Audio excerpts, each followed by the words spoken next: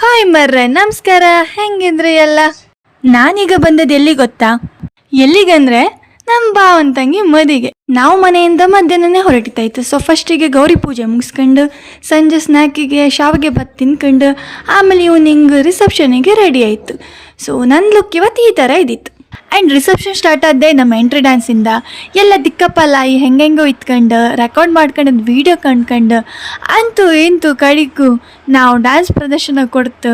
And ನಮ್ಮ ಮದುಮಕ್ಳು entry ಮಾತ್ರ ಭರ್ಜರಿ ಇದ್ದಿತ್ತು. ಹಾಗೆ ಅವರು ಸಹಿತ ಸ್ಟೇಜ್ ಮೇಲೆ ಕ್ಯೂಟ್ ಆಗಿ ಒಂದು ಡ್ಯಾನ್ಸ್ ಪರ್ಫಾರ್ಮೆನ್ಸ್ ಕೊಟ್ಟರು. ನಮಗಂತೂ ಫುಲ್ ಖುಷಿ ಆಯ್ತು ಕಂಡು.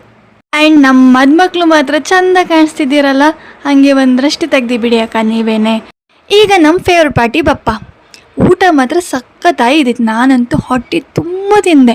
ಆಮೇಲೆ ಐಸ್ ಕ್ರೀಮ್ ತಿನ್ಕೊಂಡು ಲಾಸ್ಟಲ್ಲಿ ಒಂದು ಒಳ್ಳೆ ಬೀಡ ಹೈಕೊಂಡು ರಿಸೆಪ್ಷನ್ ಕಾಂತ ಕೂಕೊಂಡ್ರೆ ಇವ್ರದ್ದು ಶಾಸ್ತ್ರ ಮುಗಿತಾನೇ ಇಲ್ಲ.